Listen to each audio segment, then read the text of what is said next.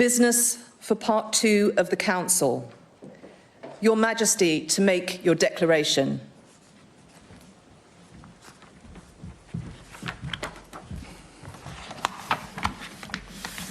My lords, ladies and gentlemen, it is my most sorrowful duty to announce to you the death of my beloved mother, the Queen. I know how deeply you, the entire nation, and I think I may say the whole world, sympathize with me in the irreparable loss we've all suffered.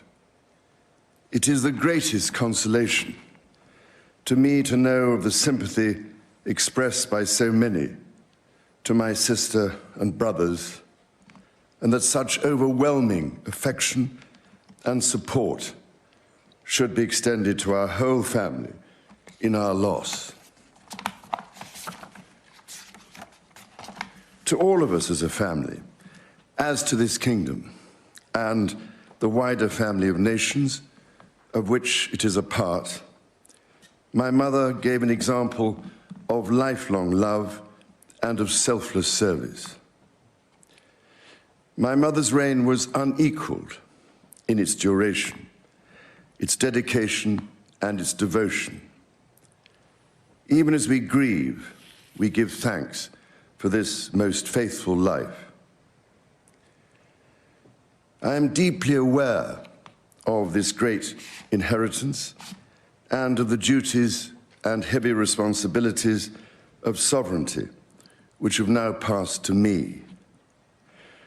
In taking up these responsibilities, I shall strive to follow the inspiring example I have been set in upholding constitutional government and to seek the peace, harmony and prosperity of the peoples of these islands and of the Commonwealth realms and territories throughout the world.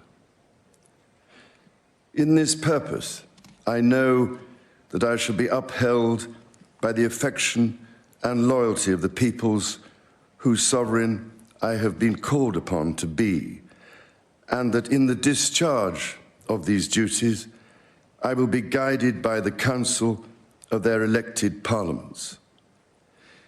In all this, I am profoundly encouraged by the constant support of my beloved wife. I take this opportunity to confirm my willingness and intention to continue the tradition of surrendering the hereditary revenues, including the Crown Estate, to my government for the benefit of all, in return for the sovereign grant, which supports my official duties as head of state and head of nation. And in carrying out the heavy task that has been laid upon me, and to which I now dedicate what remains to me of my life, I pray for the guidance and help of Almighty God. I have with humble duty to crave your Majesty's permission for the publication of your gracious speech. Approved. Concerning the security of the Church of Scotland. I understand that the law requires that I should, at my accession to the Crown, take and subscribe the oath relating to the security of the Church of Scotland. I am ready to do so at this first opportunity. I, Charles III, by the grace of God of the United Kingdom of Great Britain and Northern Ireland, and of my other realms and territories, King, Defender of the Faith, do faithfully promise and swear that I shall inviolably maintain and preserve the settlement of the true Protestant religion as established by the laws made in Scotland in prosecution of the claim of right, and particularly by an act intituled An Act for Securing the Protestant Religion and Presbyterian Church Government, and by the acts passed in the Parliament of both kingdoms for union of the two kingdoms, together with the government, worship, discipline, rights and privileges of the Church of Scotland. So help me God. I now invite Your Majesty to subscribe both copies of the instrument, confirming the oath has been taken.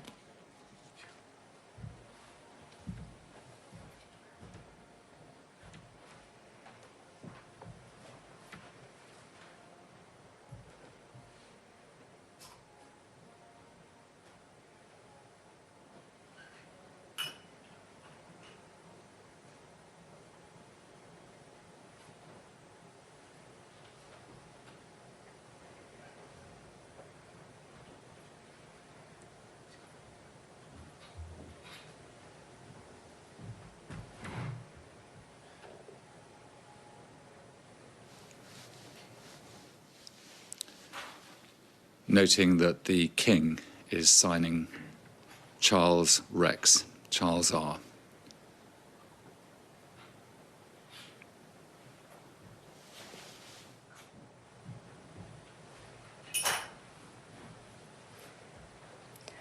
I now invite the witnesses to His Majesty's oath to sign both copies of the instrument.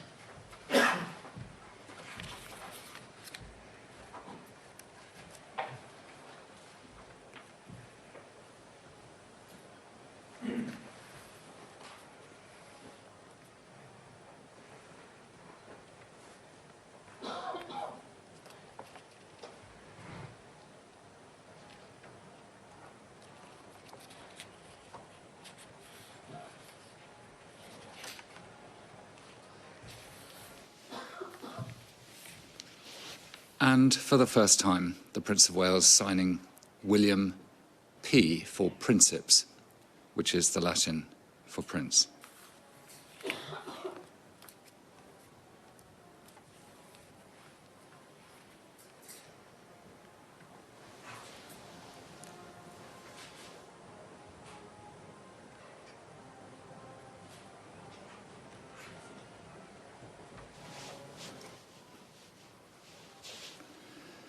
You will note that for an order in council to be approved by the monarch, just the simple word approved makes it enacted.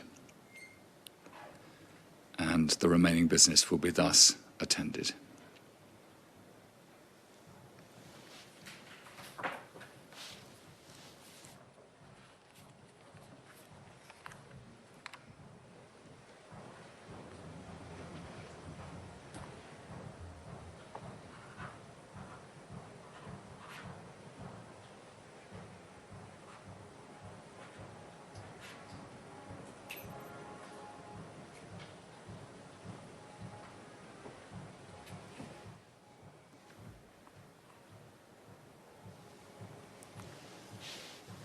In the background, while the signatures, particularly the Secretary of State for Scotland, the Right Honourable Alistair Jack, you can hear in the background the music of the Coldstream Guards as the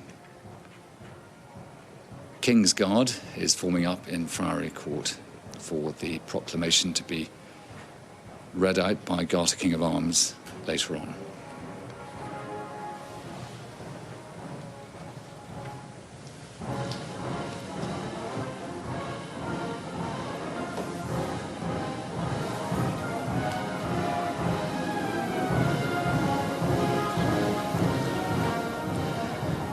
The First Minister of Scotland, Nicola Sturgeon, signing the two documents. First time, First Minister of Scotland has taken part in this significant part of the Accession Council.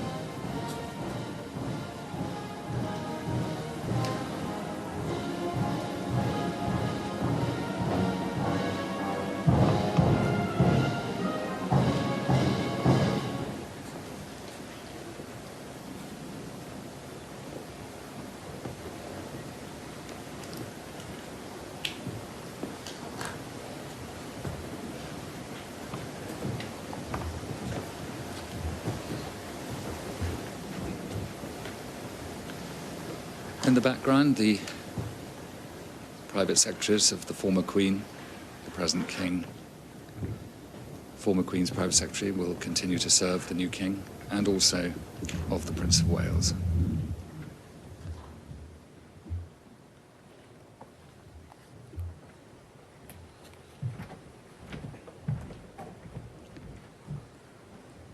Draft of an order in Council authorising Your Majesty's declaration to be made public. Approved. Draft of an order in Council for recording the oath relating to the security of the Church of Scotland, to be transmitted to the Court of Session, to be recorded in the books of Sederant, and afterwards lodged in the State Papers of Scotland and in the Council Register. Approved. Draft order in Council determining the form of proclamation for proclaiming Your Majesty in the realms and in the British Overseas Territories. Approved. Draft of an order in Council authorising the Lord Chancellor to make use of the Great Seal for sealing all things whatsoever that pass the Great Seal until another Great Seal be prepared and authorised. Approved. Draft of an order in Council authorising the Lord Privy Seal, if need be, to make use of the existing Privy Seal until another Privy Seal is prepared and authorised. Approved. Drafts of 3 orders in Council authorising Your Majesty's principal Secretaries of State, the Lord Chancellor of the Exchequer and the Chancellor of the Duchy of Lancaster, to use the existing seals until other seals be prepared and authorised. Approved. Draft of an order in Council authorising Your Majesty's Secretary of State for Northern Ireland to make use of the existing Great Seal of Northern Ireland until another seal be prepared and authorised. Approved. Draft of an order in Council authorising Your Majesty's First Minister of Scotland to make use of the Great Seal of Scotland until another Great Seal of Scotland be prepared and authorised. Approved.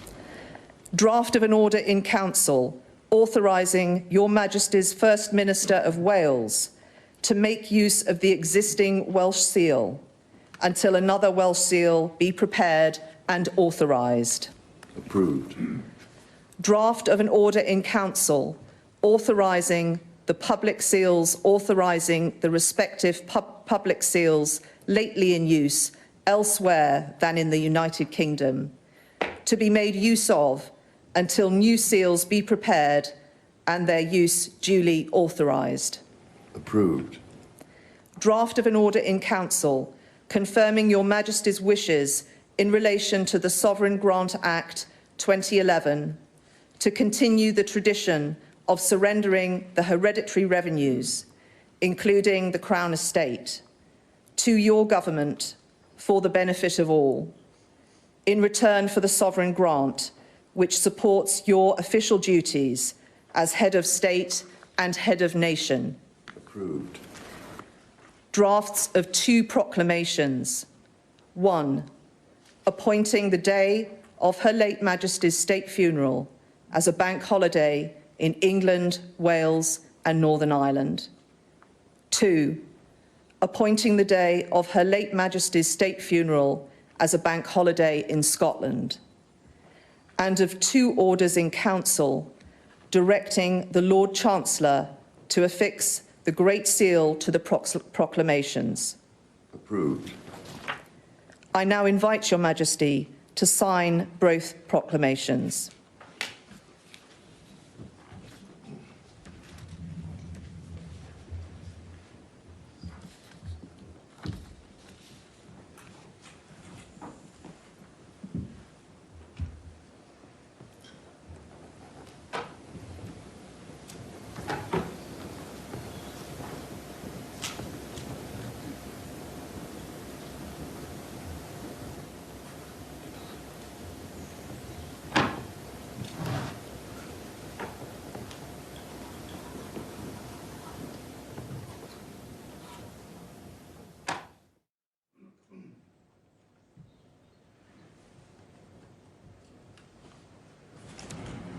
And that, Your Majesty, concludes today's business for the Council.